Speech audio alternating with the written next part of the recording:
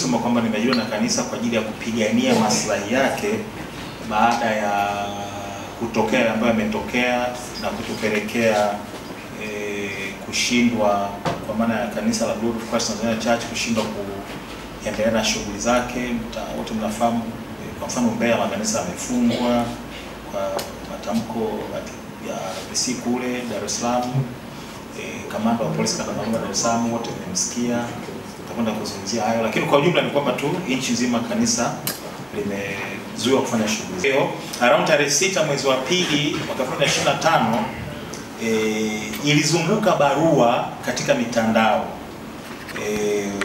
Barua hiyo ilikuwa inajielezea kwamba imesainiwa kwa mkono wa Register of Societies, msajili wa taasisi, sio neno rasmi sana, lakini ya Register of Societies. Na pia mnafahamu kwamba kanisa na taasisi nyingine za kijamii zina mchakato wake wa kuomba kusajiliwa, na mfumo wake wa usajili uko chini ya Wizara ya Mambo ya Ndani, na kuna wasajili mbalimbali. Kuna wasajili wa vyama vya michezo, kuna wasajili wa taasisi kama makanisa, kuna wasajili wa NGOs, na baada ya kupata usajili kila taasisi inapata hati ya usajili.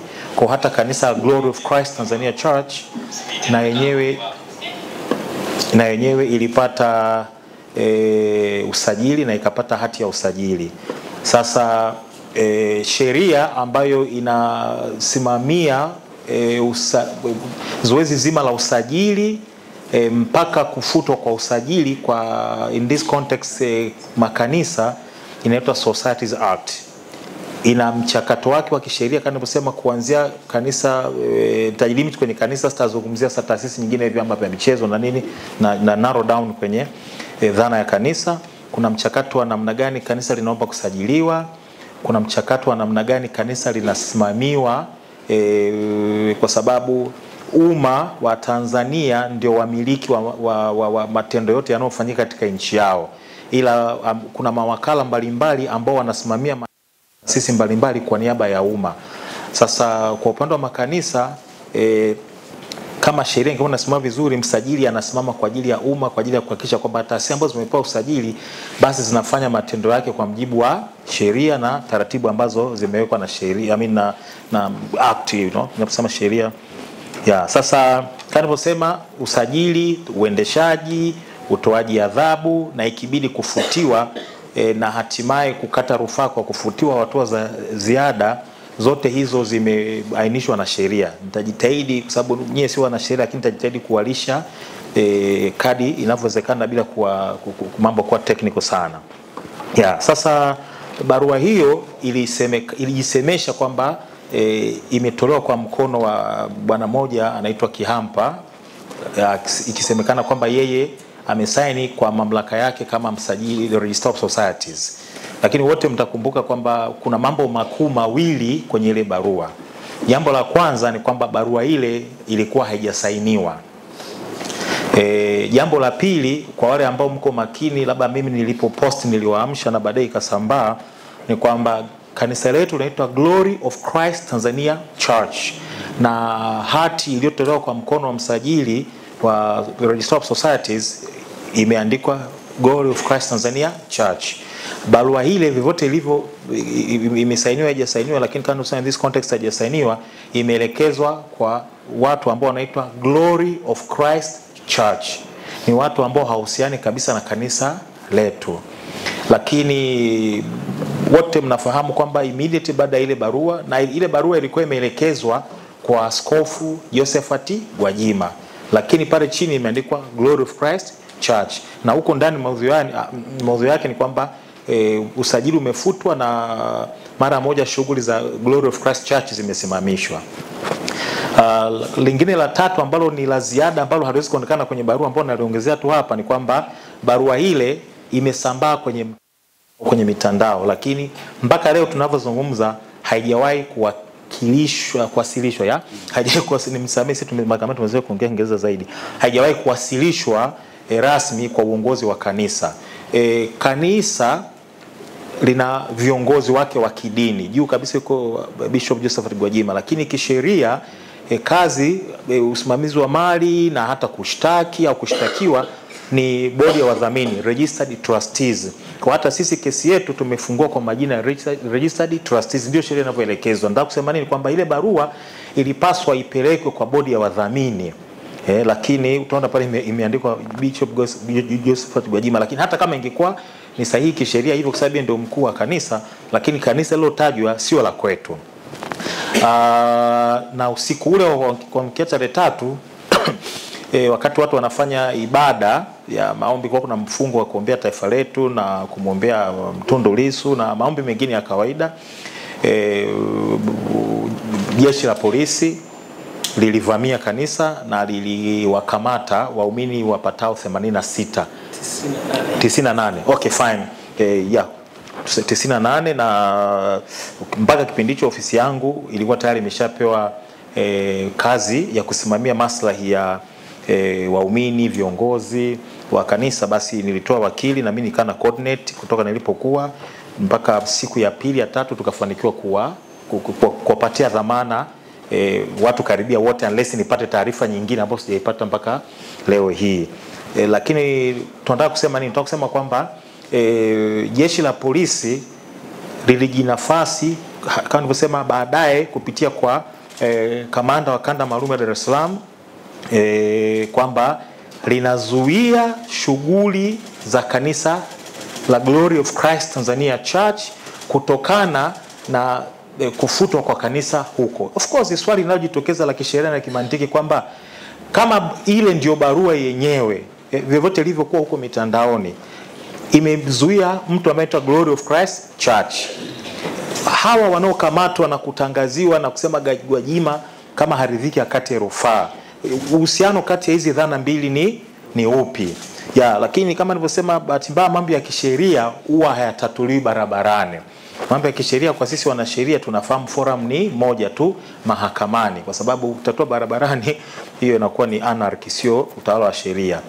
Hata kama kuna watu wanavunja sheria, lakini sisi tunajitahidi kuwarudisha kwenye mstari kwamba sisi kama kanisa tunaamini katika utawala wa sheria, na ndio maana kanisa halikwenda kukodisha labda mabouncer au nini, lenyewe ni kanisa. Ukisema tu kanisa nafikiri inaeleweka, unyenyekevu, kutumia busara, kuwa na utulivu, na hayo yote yalipelekea kutafuta wakili aweze kupigania sasa haki. Kwa hiyo mara baada ya sisi kufahamu hayo yaliyotokea, kama nilivyosema, tulisimamia zoezi la kuwapigania kwa dhamana wale waumini na viongozi ambao walikuwa wamekamatwa, na baadaye wote walifanikiwa kuachiwa.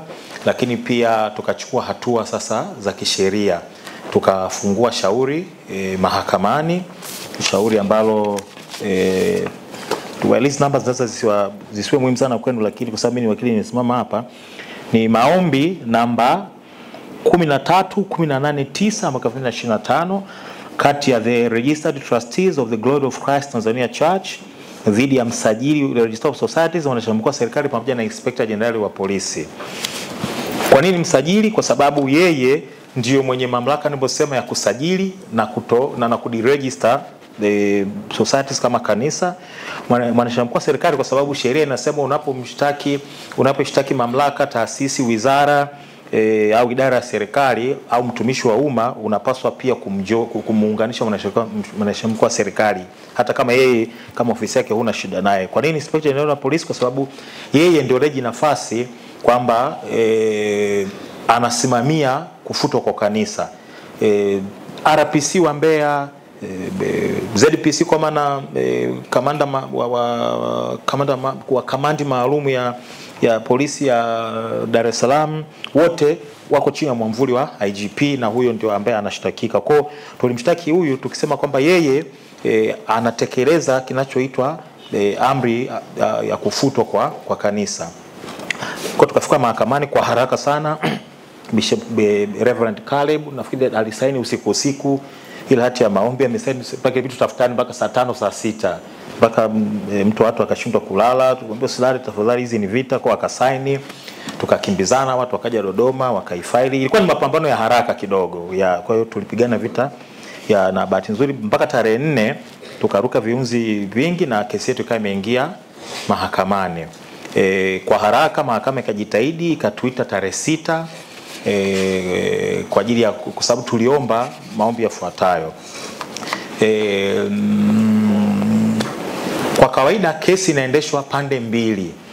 Kesi kifunguliwa, upande wa pili umepewa nafasi pia na yenyewe ya kujibu. Wewe unaweza kusema huyu amevamia shamba langu na nini na nini. Upande wa pili unaalikwa, unasema hapana. Aliyevamia actually ndio yule aliyewahi mahakamani. Mimi na hati zangu hizi. Kwa hiyo ni namna utekelezaji wa ugawaji haki kwamba upande wa pili lazima na wenyewe upewe nafasi ya kujitetea. Bila kujali kwamba nani kipindi hicho ndio ana haki, kwa sababu mahakama inahitaji kuwa na fakti zote mbele yake ili iweze kupima sasa kwa ushahidi na iweze kuona inatoa uamuzi kutokana na hicho kilichoko mbele yake. Kwa hiyo tuliomba kwamba wakati wenzetu au tuliowataja watatu wanapewa nafasi, maana sisi tumefungua maombi yetu yakiambatana na kiapo pamoja kana kusema kwa niaba ya bodi ya wadhamini ya kanisa ilisainiwa na Bishop Karib, kwa sababu ni mojawapo ya wadhamini, ni mojawapo ya Registered Trustees.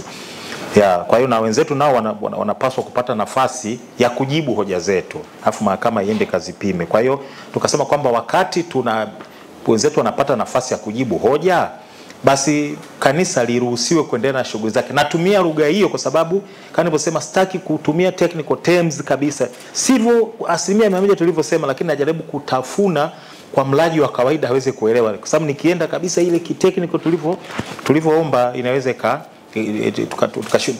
pamoja na zoezi hili bado watu wengine wakawa hawajaelewa.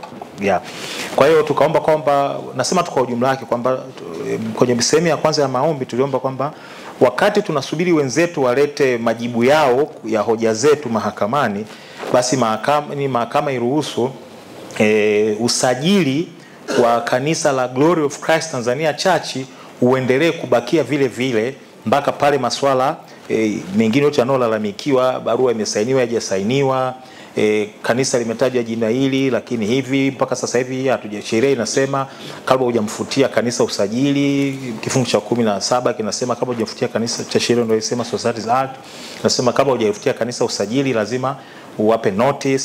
Lengo la notice ni kwamba umpe nafasi ya kujitetea. Mimi kama kusema ni wakili, nyinyi wengine hapa ni viongozi mnafahamu Biblia zaidi, lakini mfano wa mwanzo kabisa kwenye mafundisho ni kwamba hata Mungu ni omnipotent, lakini bado alimuita Adam na Hawa. Alijua kwamba wameshafanya nini, alikuwa hana haja ya kupata ushahidi kutoka kwao, lakini aliwaita bado. Kwa hiyo tangu enzi hizo sehemu muhimu ya ugawaji haki ni kwamba unamuita mtu hata nyumbani kwako kwa wenye watoto, hata kama unajua kabisa, unamwambia hebu njoo niambie kwa nini umefanya hivi, hata kama umeshapanga na adhabu na umeshajua kwamba amefanya kitu hichi. Kwa hiyo hiyo ni sehemu muhimu ya ugawaji haki, kwamba ni lazima umpe notice yule ili aweze kukwambia, hata kama baada ya kumsikiliza uamuzi wako usingebadilika, lakini lazima umpe notice. Kwa kifungu cha 17 cha Societies Act kinasema kwamba msajili kwa Register of Societies kabla hajachukua uamuzi wa kufuta usajili lazima atoe notice kwa kanisa, taasisi husika, lakini nasema kwa sababu najaribu iwe rahisi kwa mlaji kwenye hii context sema alipaswa kutoa notice kwa kanisa. Kwa hiyo na pia tunasema kwamba maamuzi yanatekelezwa, lakini hata hiyo amri yenyewe sasa ya kufuta bado mpaka kesho kanisa halijapewa, na Inspector General wa Polisi kupitia kwa maafisa wake kama nilivyosema wameown hiyo barua, hata kama haijakuwa served na inataja kanisa tofauti na inayo mapungufu ikiwemo ya kutosainiwa na mengineyo. Kwa tulisema kwamba basi wakati hoja zinasubiriwa kutoka upande wa pili, kanisa liruhusiwe kuendelea na shughuli zake kwa muda huo mpaka pale ambapo mambo yatakuwa yamekamilika mahakamani, ili mahakama isikize pande zote mbili na kutoa uamuzi.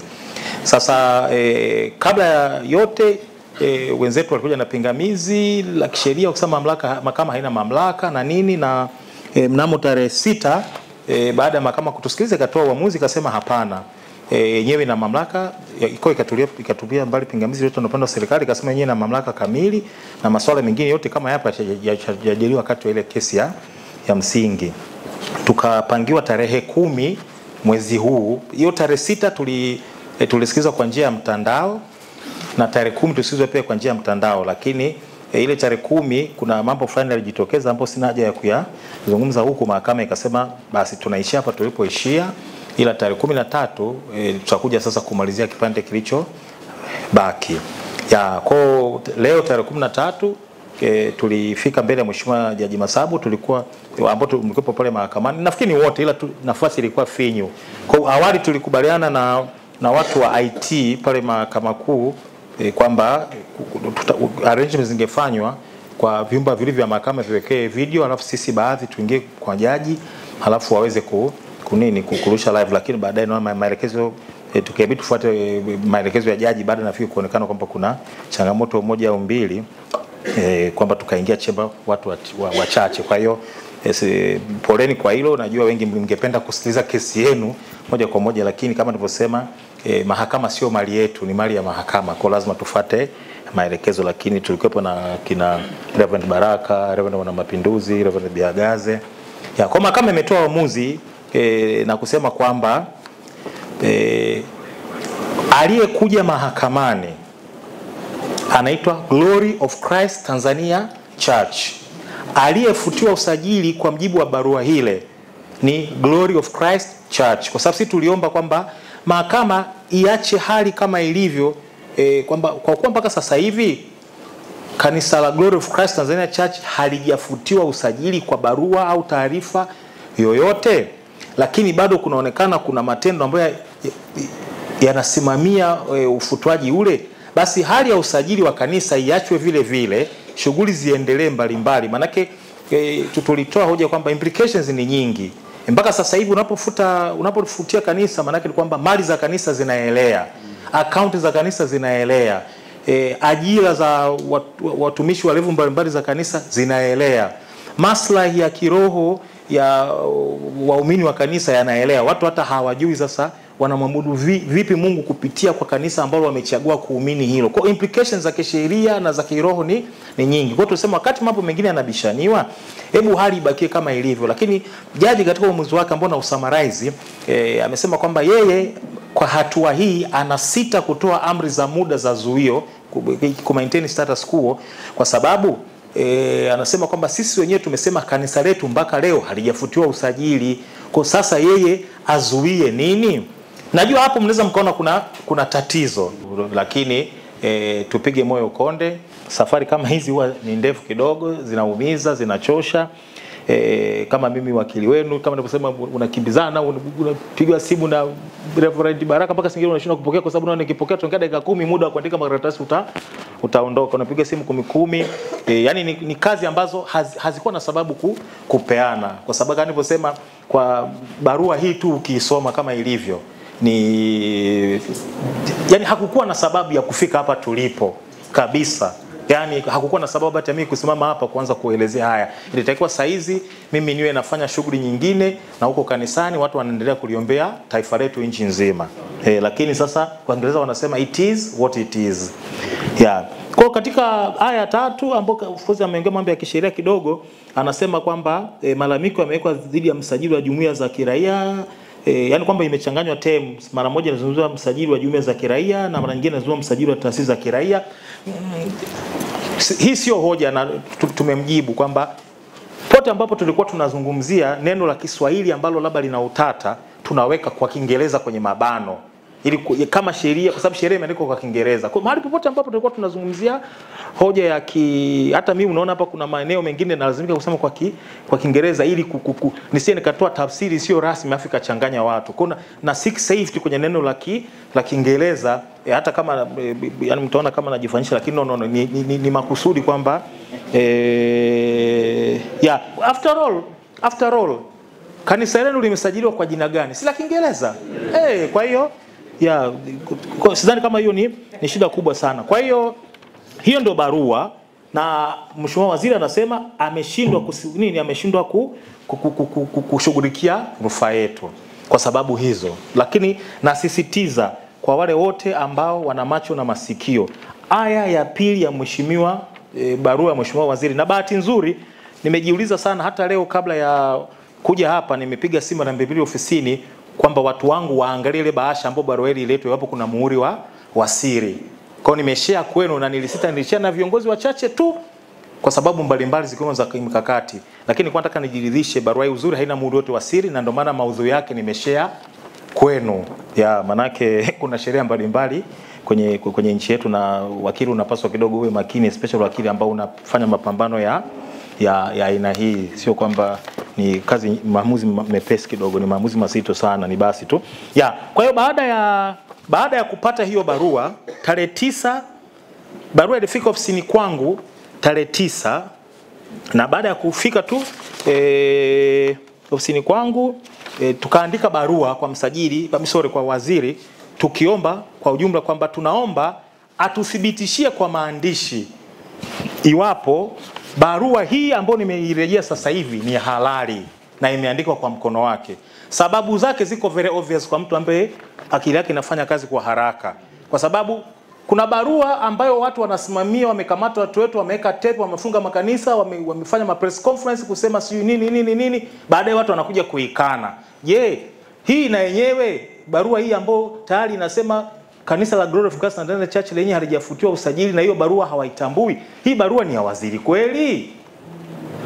Manake baadaye tena na yenyewe sija katoka mtu akasema hiyo sio ya kwetu. Kwa tumeandika barua nyingine tukiomba wizara ithibitishe barua hii kama ni kweli na mheshimiwa waziri. Ya, kwa hiyo barua tumeipeleka kwa email, na nafikiri physically pia watu wangu watakuwa wameshaifikisha.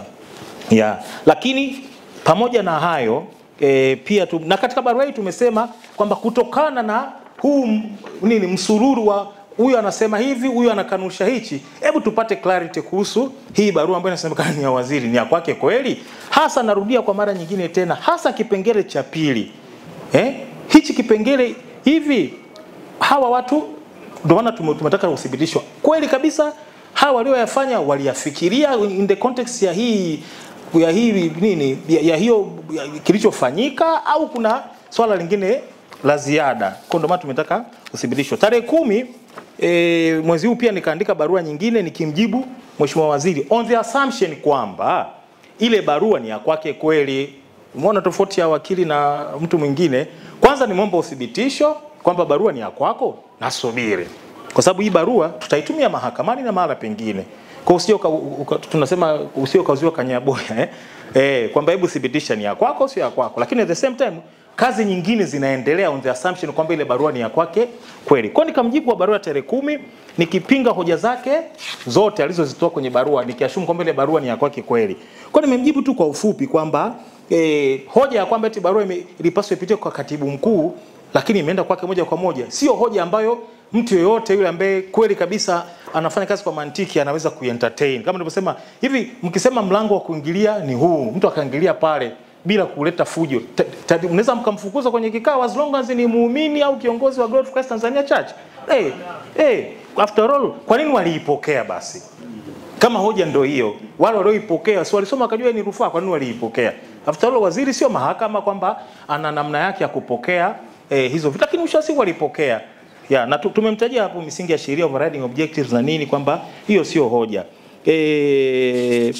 Na tukasema kwamba na tukamlazimisha, tumesema kwamba tunamtaka afanyie maana amesema ameshindwa kufanyia kazi rufaa, hajatoa substantive decision. Sisi tumwambia tunakutaka utoe uamuzi sasa wa hizo hoja tulizozitolea, kwamba usikimbie, kama neno hilo halitaudhi sana, usikimbie nitoa hoja, jibu hoja yetu. Na tukamwambia kwamba tutachukua hatua nyingine za kisheria kama hata jibu. Lakini kuhusu hii barua, kuhusu ile hoja ambayo nilisema ile ya kwamba barua haijawekwa saini na kwamba haitambuliki na wizara, tukamwambia pia haina mashiko. Tukamwambia kwamba ni wizara hiyo hiyo iliyopeleka jeshi la polisi kuzuia shughuli za ibada za wateja wetu na kuamuru kukamatwa waumini kadha, nimewataja kwa idadi yao, mnamo siku ya tarehe 2 Juni 2025. Sasa haiwezekani wizara moja, hata kama waziri hajatuma nenda kakamate, tunaashumu kwenye siku na vitu wanafahamu wenyewe ito situational report. Lazima kila siku wanapeana hali ya usalama sehemu fulani iko hivi, tumekamata watu wangapi na nini kwa sababu fulani fulani.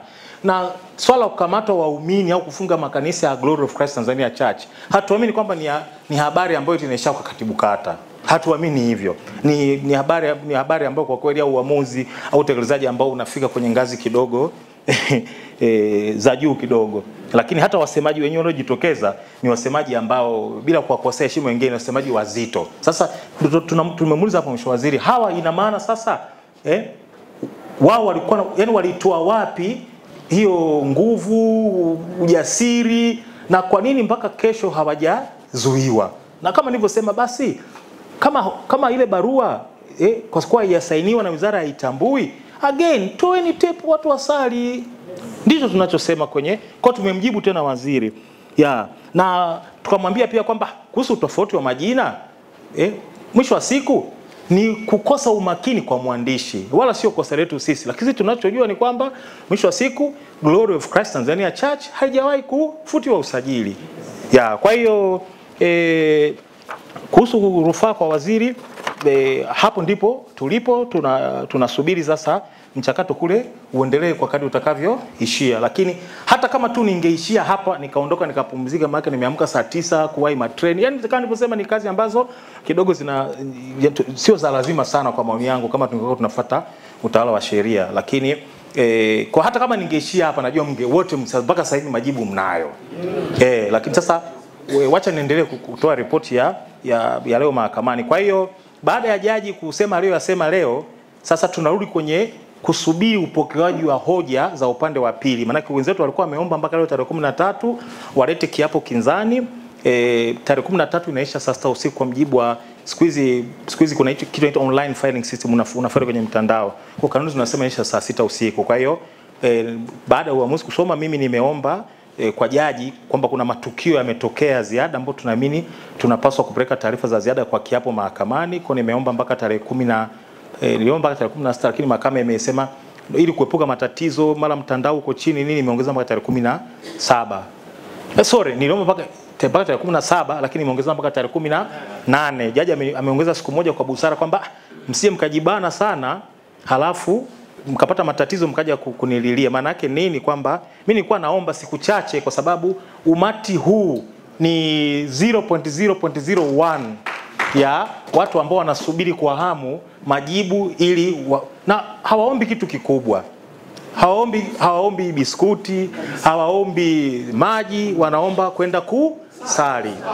Kwa hiyo hilo jukumu mimi linanikereketa moyoni, ndio maana nilikuwa nataka hebu nikimbie mbio mbio iamuliwe inavyoamuliwa alafu twende ngazi nyingine. Lakini kama nilivyosema wanasema kwa Kiingereza needs must, yani kwamba kwa hali ilivyo hebu tuwe na subira, ndio maana tukapewa muda huo. Kuna wenzetu sasa upande wa serikali nao yale majibu yao yale, kwa sababu sasa watapaswa kujibu kiapo chetu cha awali na hichi cha nyongeza ambayo tutafaili tarehe 18.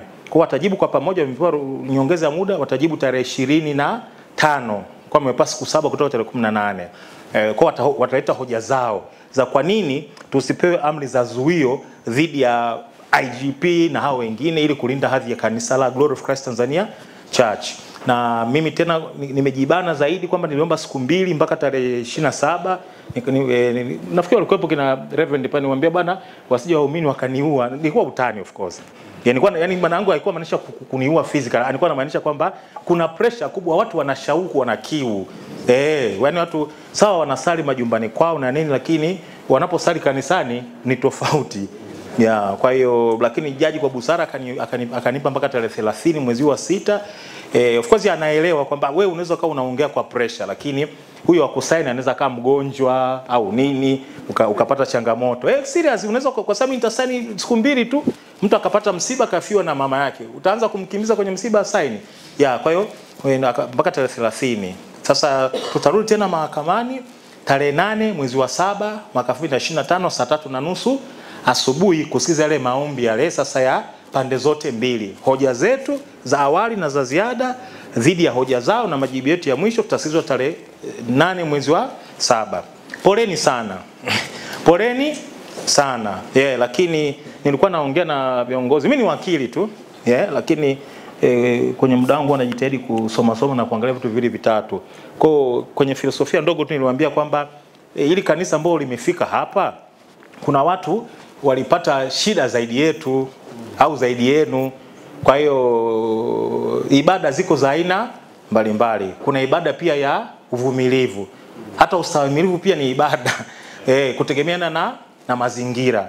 Kwa mazingira haya sasa hivi yanatutaka tufanye ibada ya uvumilivu. Kungekuwa kuna jibu la mimi kubonyeza kitufe ukutani kama unavyowasha taa ili watu wasali kesho, walisalie taifa, wakiwemo watoto wangu mimi ningebonyeza kitufe wote mnisalie kwenye kanisa la Mbeya, la Iringa, la Dodoma, yote ya Dar es Salaam, yote 2000. Lakini mchakato uliowekwa na sheria ndio huo, hatuna namna, lazima tuvumilie. Lakini nimeongea na viongozi kwamba tumepokea uamuzi leo, na sasa tutaona na baada ya kupokea barua hii sasa hii ya waziri hii ambayo inaikana ile barua ile. Make waziri kama nilivyosema, yeye amesema barua ile haitambui na sio halali.